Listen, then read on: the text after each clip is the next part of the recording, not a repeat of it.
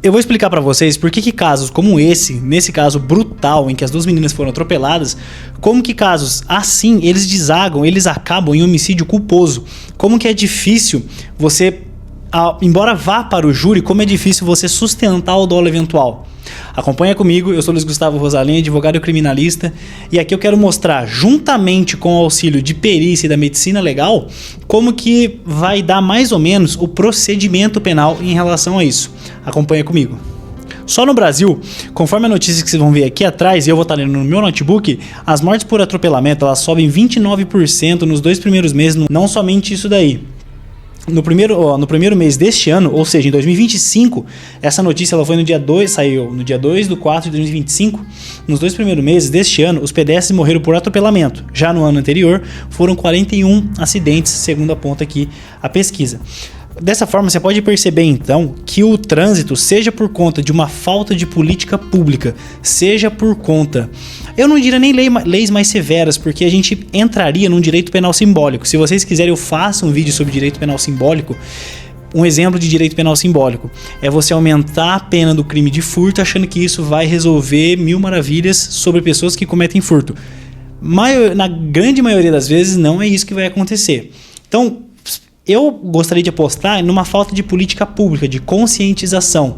Embora a gente tenha aquela parada da lei seca, que a gente tem blitz saudável, alguns estados chamam assim, em que a polícia faz sim uma bateria de testes, revistam os carros, fazem bafômetro, você pode ver que isso tá neutro, não tá adiantando muito.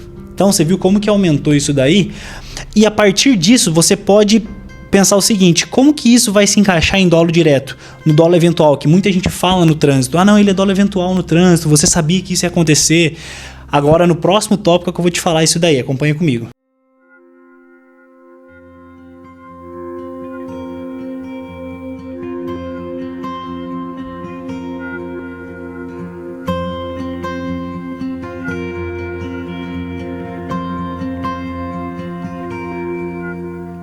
Eu vou tentar fazer um apanhado rápido para vocês sobre o que é o dolo direto, dolo eventual, culpa consciente e culpa inconsciente. Sintetizando tudo, o dolo direto é quando eu tenho um elemento volitivo, eu tenho a minha vontade dirigido para um resultado. Vamos imaginar o seguinte, eu não gosto de alguém, eu odeio aquela pessoa, eu pego uma faca, vou lá e esfaqueio ela. Ok, isso é o meu dolo direcionado, a minha vontade de matar ela direcionado para o resultado, a morte. Quando eu tô falando de um dolo eventual, agora vai aparecer atrás de mim aqui um julgado sensacional do STJ, em que ele vai explicar como que a gente pode analisar o dolo eventual. Olha, acompanha comigo. O dolo eventual, na prática, ele não é extraído da mente do autor, mas isso sim das circunstâncias. Nele, no dolo eventual, não se exige o resultado aceito como tal, o que seria adequado ao dolo direto. Mas isso sim que a aceitação se mostra no plano do possível, provável. É aquela clássica explicação que a gente sempre escuta. Não, no dolo eventual eu previ, mas eu não queria o resultado. É o famoso foda-se. A pessoa tá com foda-se e vai. Se fosse tão simples assim, não teriam tantos julgados que vocês vão ver, como eu vou mostrar, que eles desclassificam. Teve um desses julgados que eu vou mostrar, por exemplo, o cara tava, se eu não me engano, a cerca de 100 km, 120 km.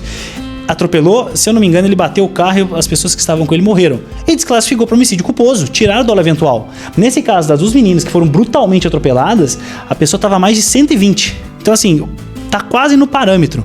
E nesse caso, pelas circunstâncias desse caso concreto das meninas, você pode ver que o dolo eventual, como está no julgado, pelas circunstâncias você consegue sim extrair se era ou não. Então, o dolo eventual, embora pareça fácil a análise, não é. A partir, do lado outro, a gente tem a culpa consciente. A culpa consciente é o quê? É a pessoa, vamos pegar o exemplo do carro. A pessoa está dirigindo o carro, ela vê que possivelmente vai acontecer alguma coisa, mas ela acredita fielmente que não vai acontecer. Seja porque ela acredita que é uma boa motorista, seja porque ela é uma motorista profissional e sabe como dirigir. É o que a doutrina chama de leviana confiança. A pessoa tem uma leviana confiança, uma falsa confiança em que ela é muito boa pilota, ela é muito boa motorista, nada vai acontecer. Apesar disso, no final das contas, vai lá e acontece alguma fatalidade. Essa seria a culpa consciente. Agora, a culpa inconsciente é aquela em que o sujeito jamais previu o resultado. Deu para pegar mais ou menos o parâmetro? Então, quando a gente está falando de culpa inconsciente, o agente está dirigindo, mas ele nem sequer imagina que vai acontecer alguma coisa. Na culpa consciente, não. O agente sabe que, por exemplo, ele vai fazer aquela curva um pouco mais fechada, um pouco mais rápida, mas ele tem tanta certeza que ele é bom naquilo, bom dirigindo, que é leviana, confiança, que ele sabe que não vai acontecer nada. Então ele está prevendo, mas ele não quer atingir o resultado final. Então essa seria a culpa consciente, ao passo que a culpa inconsciente o agente nem sequer imagina. Ele só vai e faz. Nesse exemplo da curva, ele só vai e vira o carro e faz a curva. Essa seria a diferença, então. Um julgado que eu quero mostrar, que dá pra gente cotejar com esse caso que aconteceu das meninas. Acompanha comigo.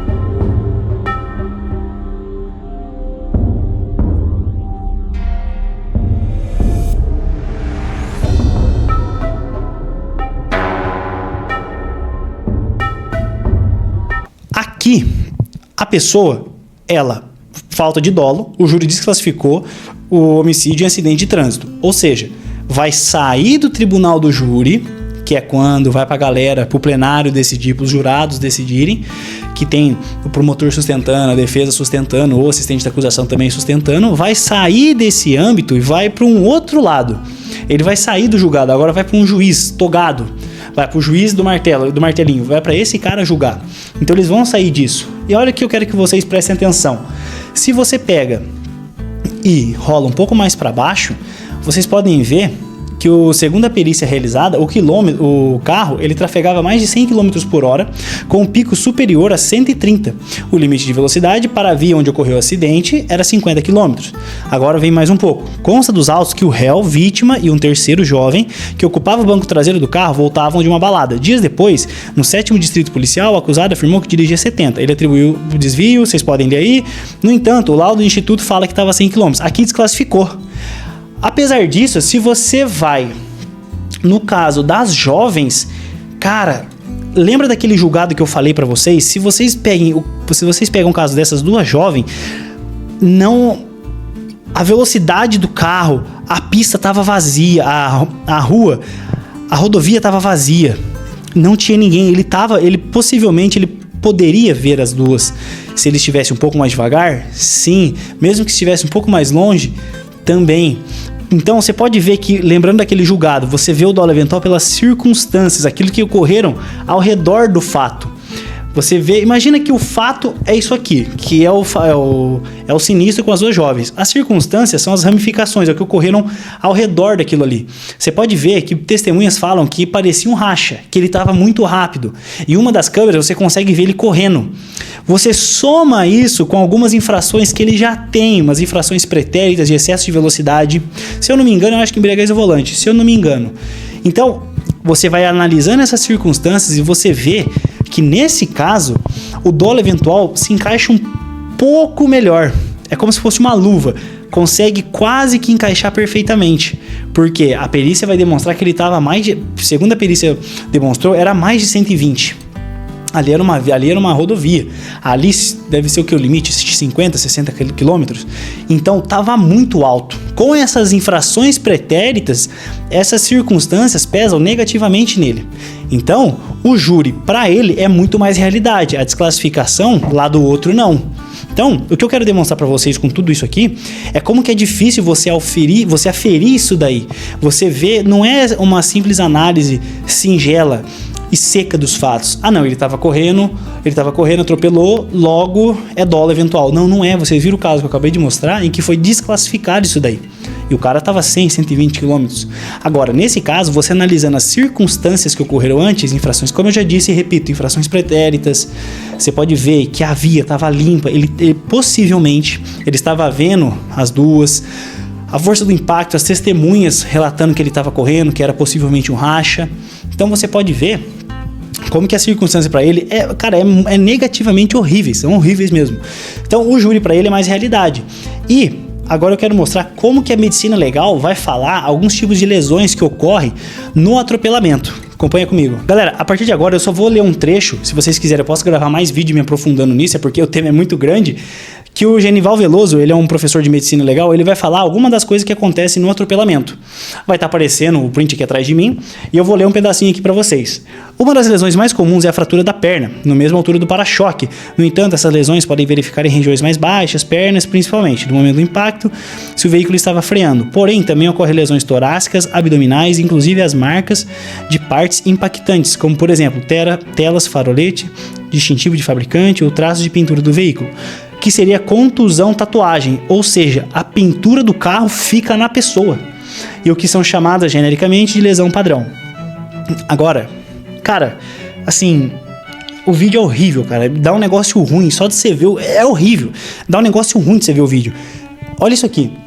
Após o choque, além do movimento brusco da coluna vertebral e o deslocamento violento das vísceras em seus continentes, em geral vem a projeção do corpo quase sempre para cima e para diante, verificando-se a queda da vítima de encontro ao solo, recebendo deste modo o segundo impacto. Pode ocorrer simultaneamente a passagem do veículo sobre o corpo caído, como a gente viu no vídeo, ele bate, as meninas voam, acho que é 50 metros, é absurdo. Então assim, aí ele fala que pode ter o esmagamento caso o carro passe em cima, comprimindo-o violentamente ao solo, deixando as impressões as chamadas estrias pneumáticas. Cara, essas estrias pneumáticas, é sério, depois vocês procuram o que é isso daí, eu não posso colocar aqui. É simplesmente, sério, é o pneu do carro na pele da pessoa, velho. Cara, é feio demais ver isso daí, é muito feio. É muito feio. Então vocês podem ver, finalmente, lesões provocadas por arrastão, tendo a vítima permanecendo presa algum tempo no veículo. Ele vai falar o que pode acontecer aqui, ó. Aqui é no caso da pessoa que ficou presa no carro e a pessoa vai arrastando ela. É o que pode acontecer. Cadê? Vamos ver. Escoriação, perda significativa de tecido em região escapular, lombar, genitais, caramba, velho, torácicas, abdominais e nos joelhos, que são as escoriações de arrastão. Isso aí também tem afogado, tá? Em afogado, quando a pessoa morre, a corrente vai levando ela e ela acaba batendo em pedra, galho, madeira, e fica então umas marcas também quando é em afogado. Então, galera, como que vocês podem ver aí, quando acontece, cara, você imagina o tanto que foi violento isso daí, nossa, você tá doido. Então, foi uma fatalidade. Eu espero que tenha contribuído alguma coisa para esse vídeo. Se vocês quiserem que eu me aprofunda mais nesses julgados, deixem nos comentários, fala, porque, cara, se eu for me estender nesses julgados, vai demorar muito, vai ficar um vídeo extenso, se já não tá ficando um vídeo extenso. Então, se vocês quiserem, deixem nos comentários que eu vou analisando. E, cara, assim, é bizarro. É bizarro. Toma cuidado, galera.